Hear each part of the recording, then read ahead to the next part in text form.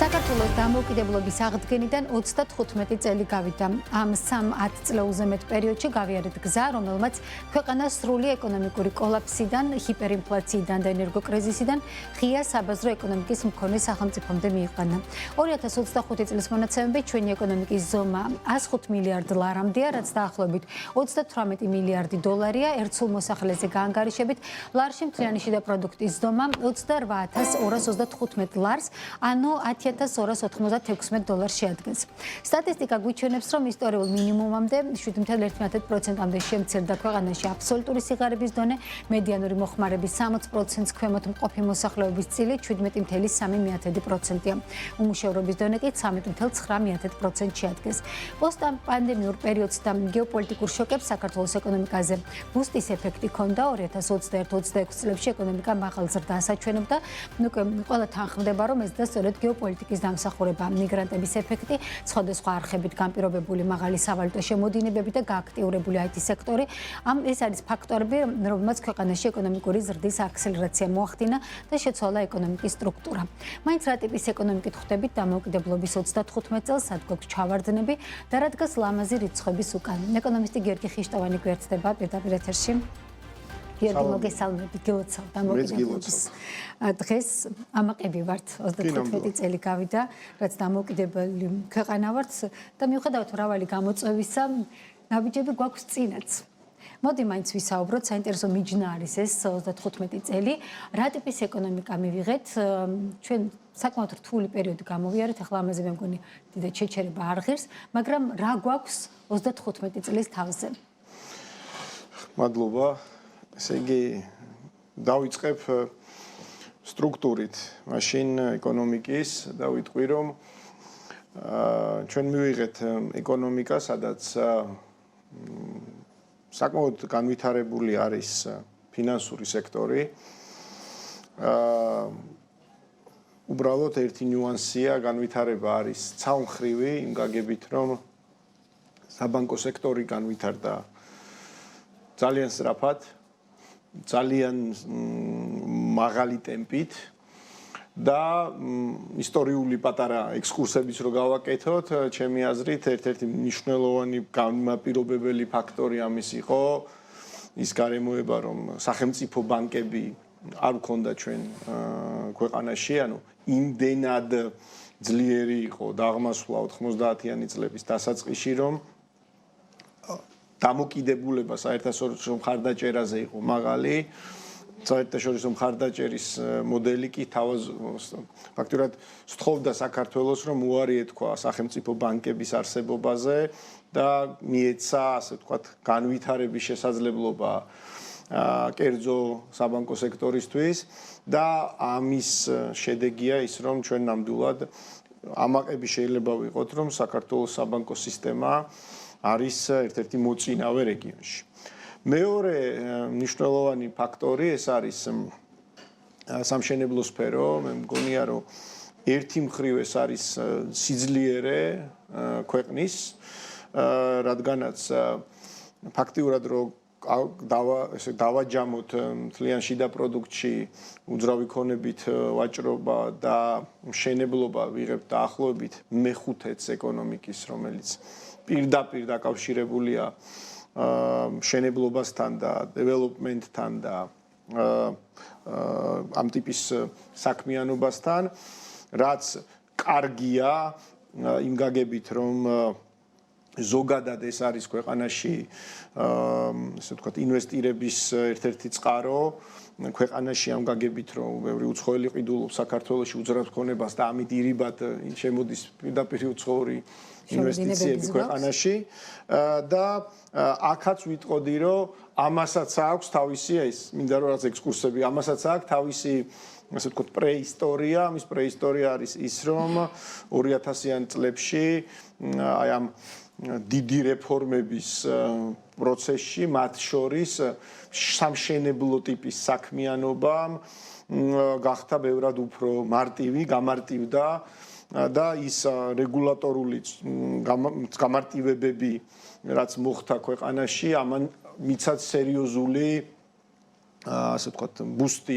ახალი სამშენებლო სფერო და დღემდე ეს აქტივობა გრძელდება და ქვეყანაში, როგორც ვთქვი, ეს არის დასაქმების ერთ-ერთი მნიშვნელოვანი სეგმენტი, ეს არის ამავდროულად ასე ვთქვათ, უცხოური ინვესტიციების შემოდინების მნიშვნელოვანი სეგმენტი და აქედან გამომდინარე ეს არის ძლიერი მხარე ქვეყნის და მნიშვნელოვანი ასპექტის ეკონომიკის. უბრალოდ არსებობს რაღაცა რისკებიც, ასე ვთქვათ, რისკი მთავარი ამ შემთხვევაში არის ის, რომ ეკონომიკა საკმაოდ დამოკიდებული გახდა სამშენებლო სექტორზე, მშენებლობაზე როგორც ასეთი.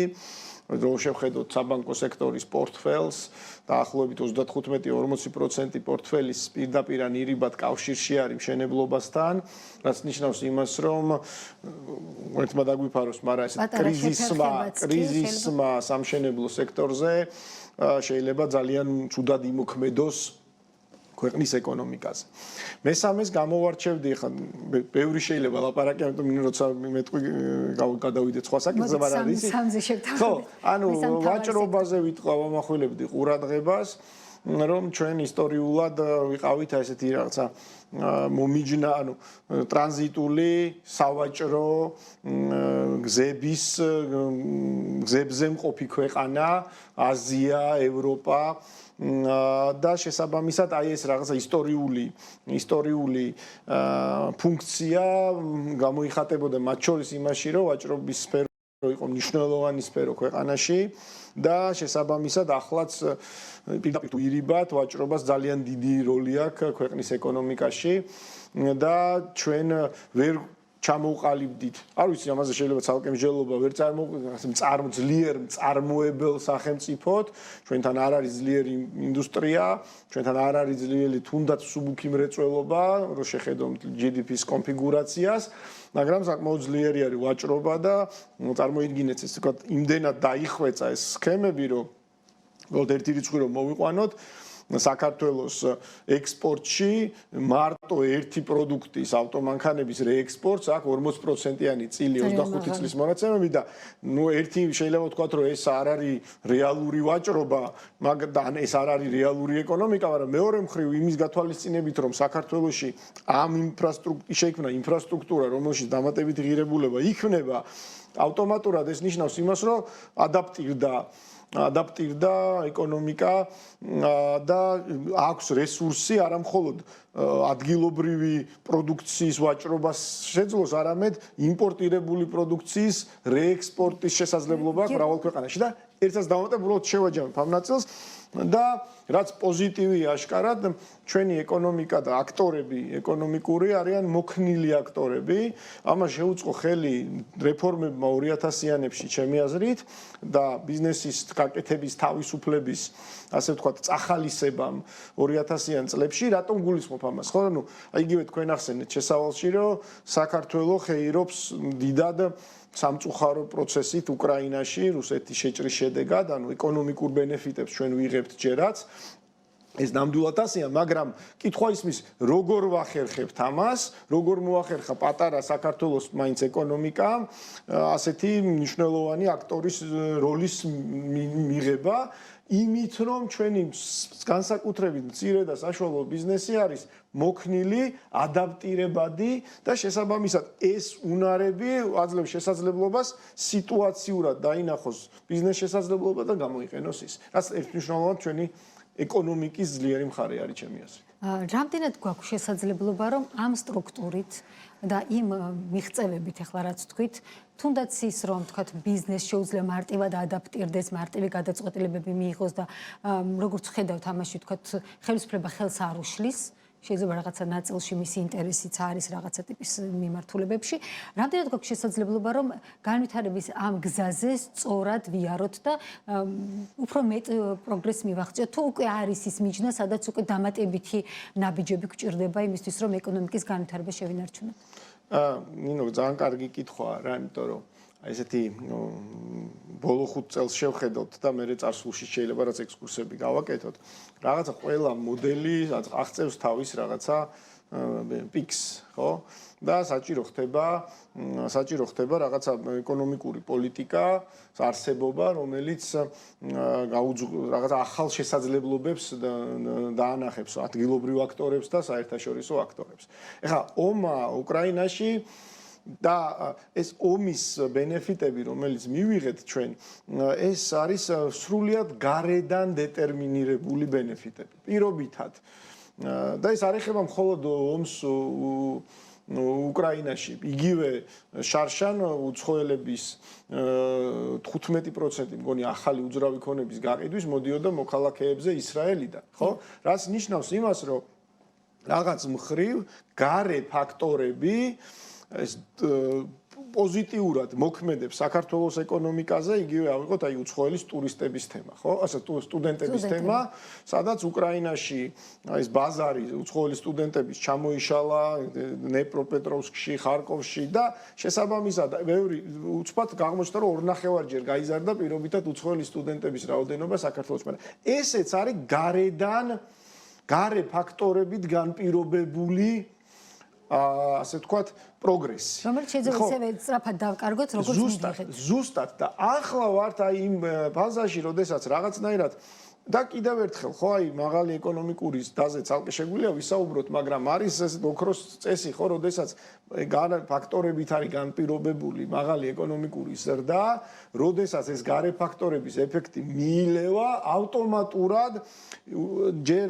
როგორც მინიმუმ უბრუნდება თავის გრძელვადიან ტრენდს ეკონომიკის განვითარება და ეკონომიკური ზრდა და შეიძლება პირიქით კიდევ უფრო ჩამოვარდეს, თუ ეს გარე ფაქტორის ეფექტი იყო ძალიან დიდი და ეს ეფექტი მყისიერად შეჩერდა. აი ახლა ვართ სადღაც აქ, ხო, ანუ განვითარდით ეკონომიკა, სადაც საბანკო სექტორი დომინირებს, სადაც სამშენებლო სფერო არის კრიტიკული, სადაც ვაჭრობა განსაკუთრებით აი ეს ირიბი ვაჭრობა რუსეთის ფედერაციასთან გახდა მნიშვნელოვანი შემოსავლის წყარო საქართველოს მოქალაქეებისთვის, სადაც ასე ვთქვათ, უცხო ქვეყნის მოქალაქეების ჩამოსვლა საქართველოში გახდა მნიშვნელოვანი, ესე ვთქვათ, ფაქტორი მოხმარების ნაწილში, მაგრამ ეს ეფექტი, ანუ აი ამ რო ვთქვათ, რომ ეს ეფექტები რომ მყისიერად გაქრეს. რისი შესაძლებლობაც არის ძალიან მაღალი, იმიტომ რომ ვიცით რომ ადრე თუ გვიან, იმედი მაქვს ადრე დასრულდება აგრესია რუსეთის უკრაინაში, ხო? და რითი ვხვდებით, ხო? და აი აქ ზუსტად ხედავთ რომ რეალური აი რო უყვაკვირდებით რეალური შედეგები ბოლო 10 წელიწადში სხვადასხვა მიმართულებით სახელმწიფოს ინტერვენციებმა და ასე ვთქვათ სახელმწიფო პოლიტიკამ ვერ გამოიტანა. აი მაგალითად რამოდენიმე მაგალითს მოვიყვან, ხო? და პირობითად ავიღოთ 60 სფეროს ვახსენებთ, ან რეალურ საკითხებს ეხება. სოფლის მეურნეობა.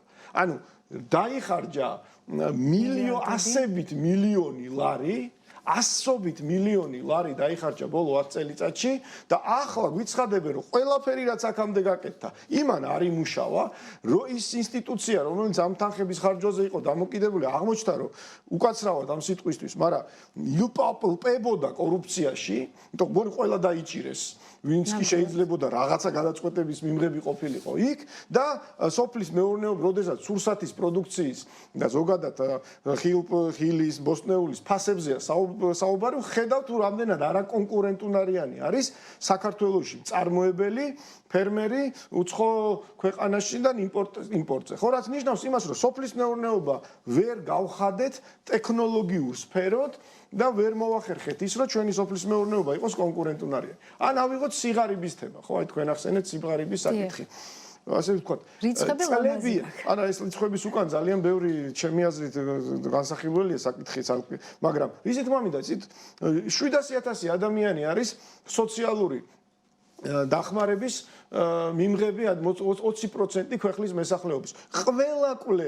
ყველა კვლევა, რომელიც სტარდება ამბობს, რომ ეს სისტემა არის ცუდი არა მხოლოდ სახელმწიფოსთვის, რომელიც ამაში ძალიან დიდ ფულს ხარჯავს და დღეს მე-14 წელს ქართული ოცნების მმართველობის ადამიანი, რომელიც ამ პროცესში ფაქტიურად თავიდანვე იყო ჩართული, ამბობს, რომ ამ სიაში არიან მაღალშემოსავლიანი ადამიანები და პირდაპირ აღიარებს, რომ ეს სია არის ეს მიმღებთა რაოდენობა და არის გაბერილი და ფულს იფლანგება სახელმწიფო. ვერაფერი ვერ მოუხერხეთ. ვიცით, რომ ეს სისტემა უმუშევარ და გაჭირვებაში მყოფ ადამიანებს ვერ აბრუნებს სამუშაო ბაზარზე, ვერ ახალისებს. ვერაფერი ვერ გავაკეთეთ. პროგრამაც აღიარა პრემიერმა. დასაქმება ვიღოთ, ხო? როგორც კი გაუქმდა პროგრამა და რომელშიც 400 მილიონი ლარი დაიხარჯა და დასაქმების სახელისებად სადა ქართულმა ოცნებამ, აქაც ხედავთ, რომ სტატისტიკას რო შეხედოთ, ფაქტიურად ერთ-ერთში ყველა ადამიანი, რომელიც როგორც ჩანს ამ პროგრამიდან ამოვარდა, გადავინაცვლა სამუშაო ძალის გარეთ ყოფ ადამიანების სიაში, რაც ნიშნავს იმას, რომ ეს ადამიანი არც კი ფიქრობენ სამუშაოს დაწყება, არამტურო ის, რომ ისინი დარჩენ იმ სამსახურებში, რომლებზეც შეიძლება 4 წლის განმავლობაში მუშაობდნენ. რისი თქმა მინდა, ხო? ანუ ჩვენ მივიღეთ დინამიური ბიზნეს სექტორი, რომელიც არის ადაპტირებადი და ყველგან ცდილობს რაღაცა თავისი სარგებლის ნახავს, რაც არის ძალიან დიდი პოზიტივი, მაგრამ ჩვენ ვაკვირდებით საკმაოდ დაბალი უნარების მქონე ადმინისტრატორებს, საჯარო ადმინისტრატორებს და პოლიტიკის გამტარებლებს, რომლებსაც ვერცერთ მსხვილ საკითხს, ქართული ოცნებამ ვერცერთ მსხვილ საკითხს ვერ მოაბა თავი. სოფლის მეურნეობა, ტურიზმი, სოციალური მხარდაჭერა, სოციალური პოლიტიკა, დასაქმების პოლიტიკა. არ ვიცი, ხო, ამიტომაც რა არის იცით? ესე ვთქვათ, მე მგონია, რომ საქართველოში 35 წლის შედეგად და ამას ჩემი აზრით მიუხედავად თავისი ბევრი ნაკლოვანებისა, ხელი შეუწყო 2000-იანი წლების, ესე ვთქვათ, რადიკალურმა რეფორმებმა ხელი, თავისი ბევრი ნაკლოვანების პარალელურად ამან მოგცა დინამიური კერძო სექტორი, მაგრამ და პლუს ამას გეოპოლიტიკური ბენეფიტების დროს ჩვენ დინამიური კერძო სექტორის პირობებში ვახერხებთ, რომ გავდიდრდეთ. მაგრამ ხდება საჯარო სექტორი და პოლიტიკური სპექტრი, რომელიც უბრალოდ იღებს ბენეფიტებს ამ დინამიზმისგან და გარე ფაქტორებისგან, მაგრამ ამ დროს ვერ იყენებს იმისთვის, რომ როდესაც, ასე ვთქვათ, ზურგის ქარი შეიცვლის მიმართულებას, ჩვენ დავხვდეთ მზად. სამწუხაროდ არ ვართ დღესაც ჩემი აზრით. ძალიან ცოტა დრო დაგვრჩა და მინდა რომ ვილსაუბროთ ამ სტრატეგიულ ვექტორებზეც, იმიტომ რომ ჩვენ აქამდე ძალიან ცხადი სტრატეგიული ვექტორები გვქონდა, მივდიოდით დასავლეთისკენ და მთელი ქვეყანა იყო მომართული ამ მიმართულებით. დღეს გაურკვევლობაში ვართ. თქვენი აზრით, აი როგორ შეიძლება რომ მეტი სიცხადე იყოს შემოტანილი, ან საერთოდ დღეს აი 35 დამოუკიდებლობის 35 წლის თავზე თუ ჩას საით მივდივართ? ძალიან მიჭირს სამ კითხვაზე ამ დღეს პასუხის გაცემა, რის თქმაც მინდა, მაგრამ მე მგონი არ საით არ მივდივართ. ანუ ძალიან ბევრს ეს პოლიტიკის მეცნიერებები, პოლიტიკის მეცნიერების სპეციალისტები, რომლებიც ამ რეჟიმს მხარს უჭერენ, ამბობენ, რომ აი გადავერთეთ ახლა რაღაცა მულტივექტორულ პოლიტიკაზე, ანუ სახელმწიფოს აღარა აქვს რაღაცა ერთი სტრატეგიული, ასე ვთქვათ, პარტნიორობის არჩევანი გაკეთებული, რომელიც იყო აქამდე ყოველთვის, აი 35 წლიდან, შეიძლება დაახლოებით 30 წელი მაინც, თუ მეტი არა, ჩვენი მიმართულებით ბოლო 25 წელი ნამდვილად, მეტიც შეიძლება 30-იც ნამდვილად იყო დასავლეთი. ეხლა აღარ არის დასავლეთი და რა თქმა უნდა გვიხსნიან, რომ სოფლიო იცვლება, სოფლიო თუ იცვლება, ჩვენც უნდა მოვერგოთ და აღარ ყველა ფსონის დადება დასავლეთზე არის სარისკო. გასაგებია, მაგრამ კითხვა ისმის, რომ აი ამ მულტივექტორული პოლიტიკის ფარგლებში მულტი სიტყვა მე ესე მესმის, ისე რომ მრავალი მიმართულებით ჩვენ ვეძებთ პარტნიორებს და ჩვენ ვცდილობთ პარტნიორული ურთიერთობების მერე გადაყვანას ეკონომიკურ თანამშრომლობაში, ადამიანებს შორის თანამშრომლობაში და გაცვლებში და ასე შემდეგ, ხო? აი, სად არის მულტი? ხო? ჩინეთი ავიღოთ, ხო?